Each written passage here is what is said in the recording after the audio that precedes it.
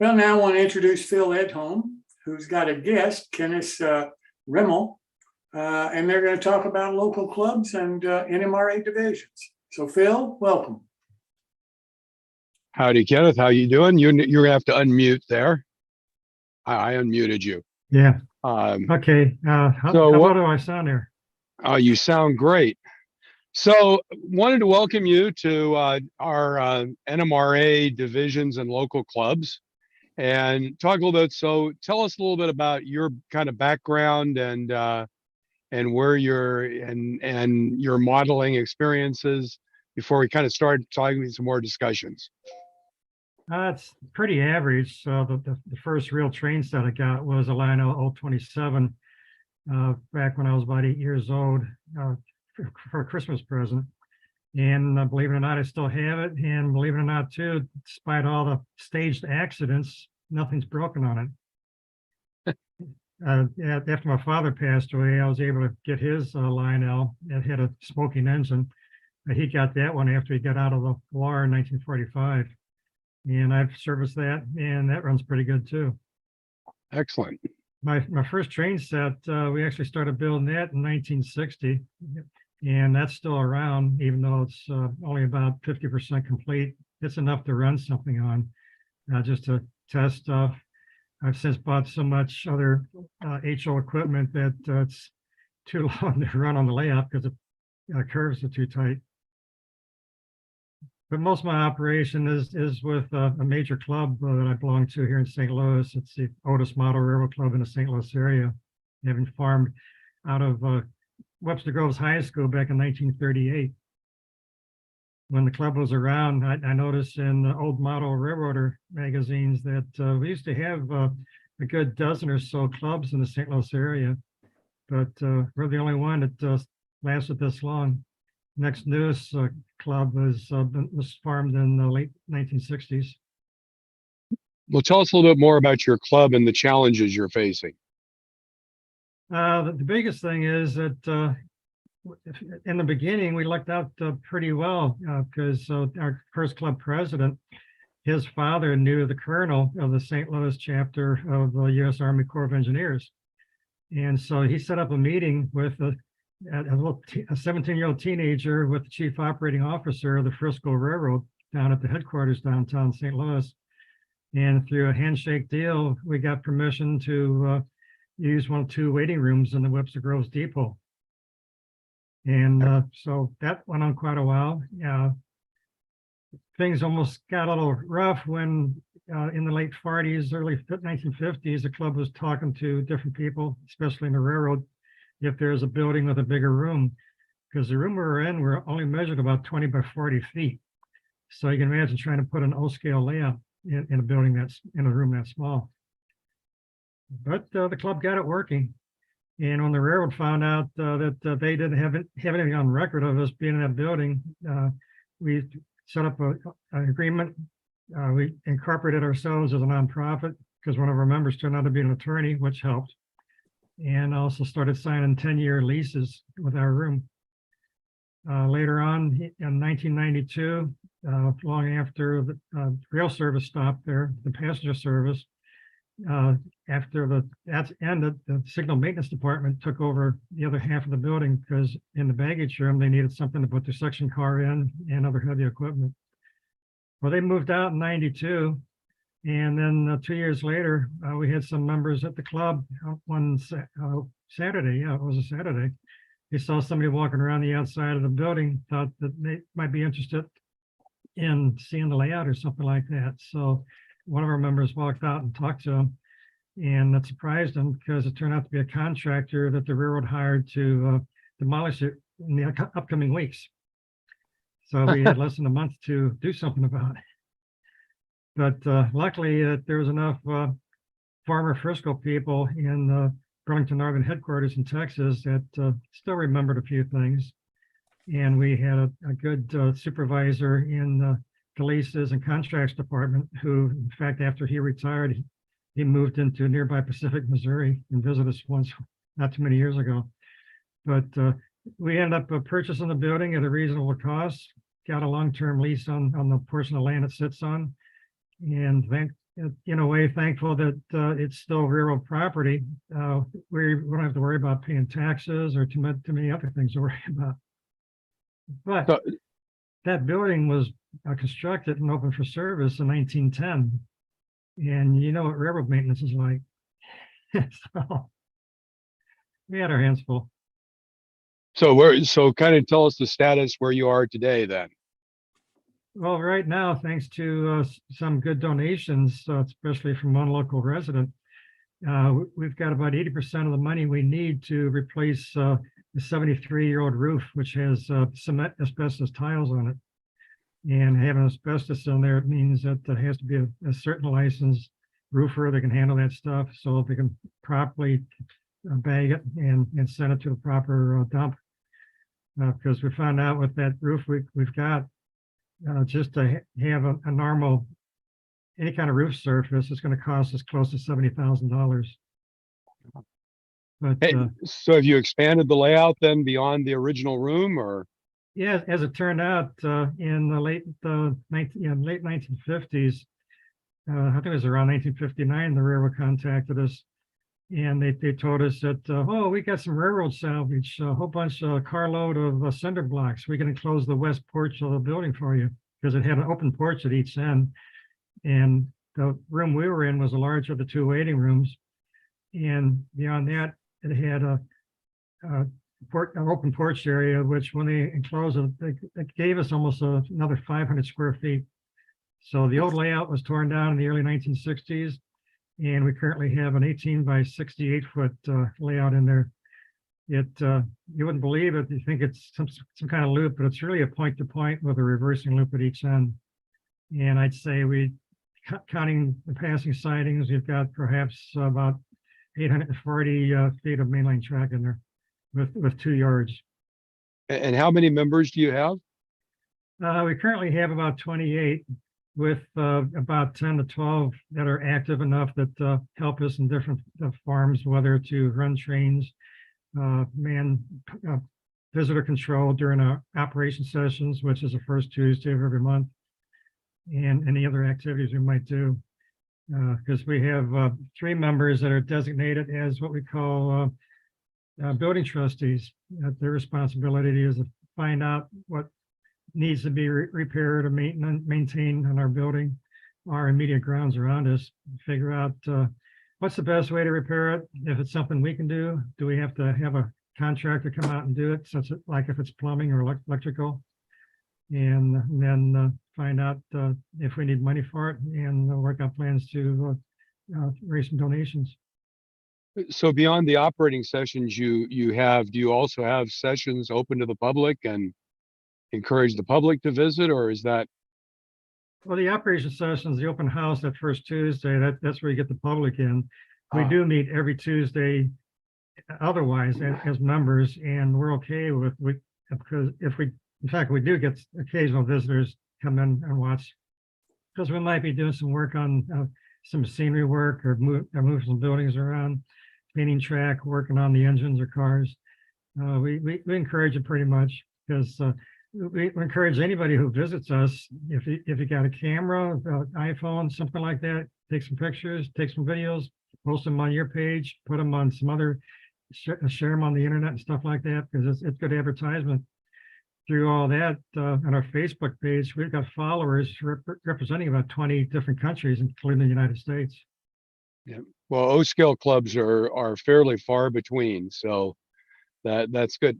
What kind of things do you do for the members for mentoring and engagement? Do you have, beyond the the layout itself, are there other things you do as a group? It's pretty much casual. We'll sometimes talk about different things, what your interests are. Some of our members are pretty well skilled in scenery or track work or something like that, or even repairing engines. One of our younger members, he's about 16 years old. We don't have to teach him much. He was able to repair a couple locomotives already without our assistance. But there's a couple finer tips that we still had to point out to make sure that little shortcuts, and make sure you're careful about some stuff, because especially today's equipment, you've got to take so much other stuff apart before you can do some routine oiling sometimes, lubrication. It's making it more difficult. It's almost the same equivalent of our automobiles. That's true. Well, and O scale, a lot of folks forget that O scale is almost 8 times larger than HO. And so the torque and forces are much larger when running an O scale engine. So it sounds like you've been doing some recruiting. You've actually gotten a younger member. Are there things you do beyond the open houses for recruiting? Do you go to any events or anything like that to try to make people aware of you, or? Yeah, occasionally, some of us will go to local train shows, uh, as far as way as across the state, because we're in Missouri here. And we'll take flyers. We'll set up a backboard that shows some pictures of our layout, how it used to be in the 1940s and how it is today. And pretty much let them know what we got, and also the fact too that besides our maintaining the layout, we've got an actual building we have to maintain too. And thankfully, some of the utilities the railroad helps us with, but we have to pay the rest. And according to our lease too, we have to make sure keep the building looking good, good order. Make sure that don't look like it might be abandoned or a wreck or something. If it needs painting, fix it. If it needs cleaning up, fix it. Also, the immediate grounds around us too. And railroad property, especially this one section, the railroad will even let the local highway departments park their equipment on the grounds too. So then we have to sometimes compete with all that stuff. That's interesting.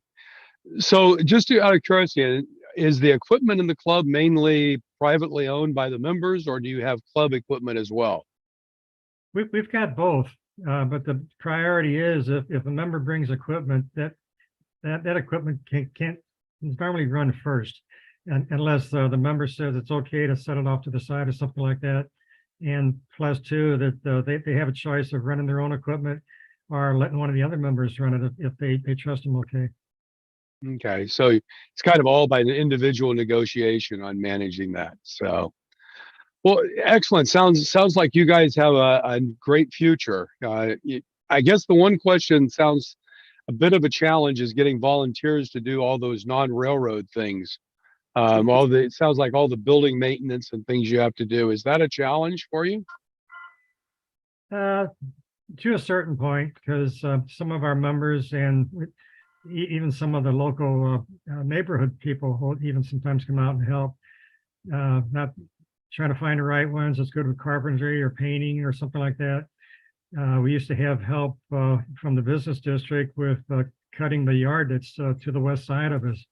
We've got a section that's about 100 feet by 250 feet that earlier this spring, the grass got over 5 feet tall.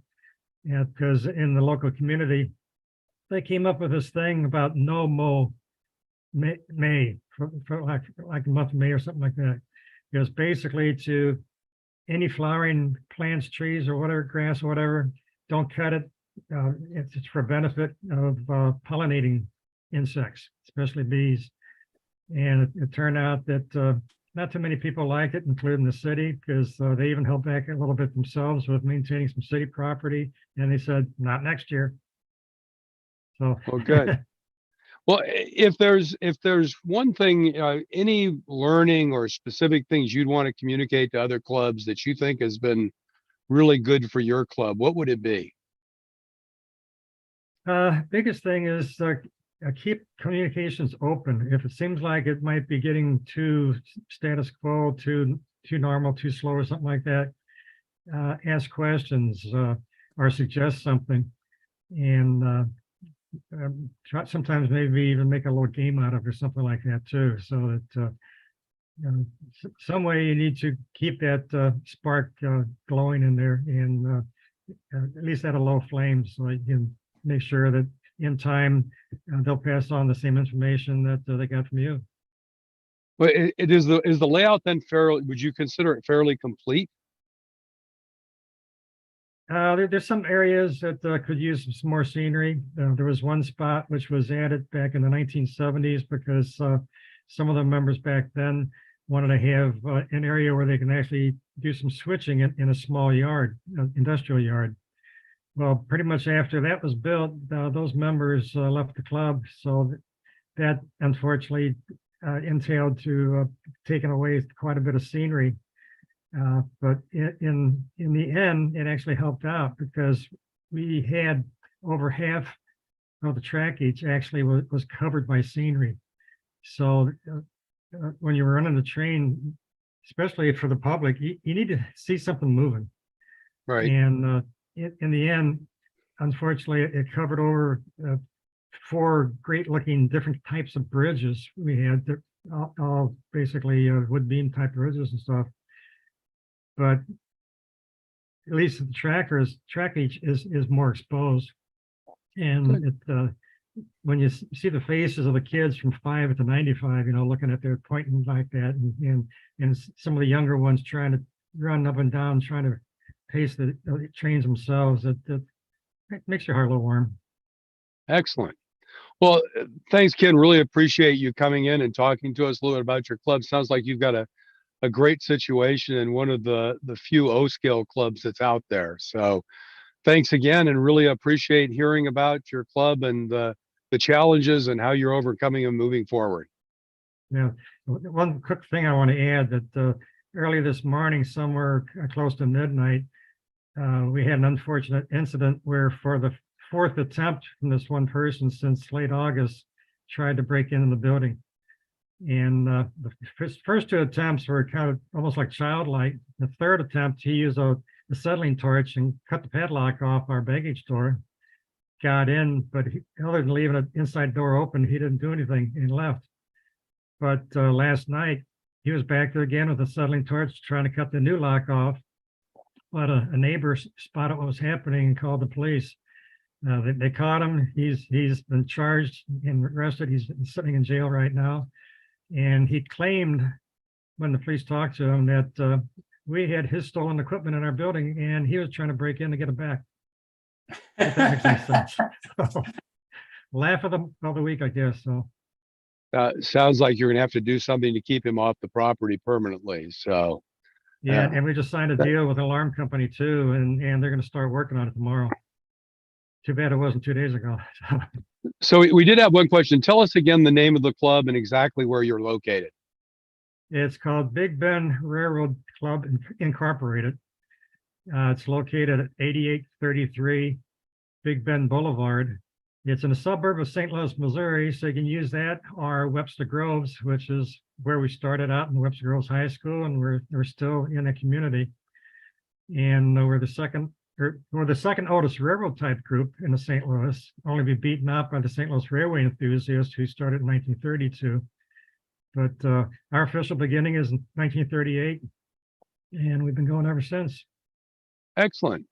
And well, our thanks. Facebook page is very well liked and stuff, so that's probably the easiest to find more information about us. Well, if you have that, you might throw it in the chat so people can see it in the chat. If you have the Facebook chat link, that'd be great. Well, thanks, Ken. I really appreciate it. And with that, Jim, we'll throw it back to you, unless you have any other questions. Yeah, I do. Ken, thank you so much for being here this evening. Yeah. We're so pleased that New Tracks Modeling and the Big Bend Club are working together now. It's a real honor for us, and we appreciate you wanting to be our partner. And thank you so very much for that. As you know, I'm writing an article about you and your club that'll be in the O-Scale Resource magazine that comes out shortly. And don't forget our scholarship. We need all the donations we can possibly find. Right. And thank you, Jim. Yes, sir. Thanks for being here. Thanks again.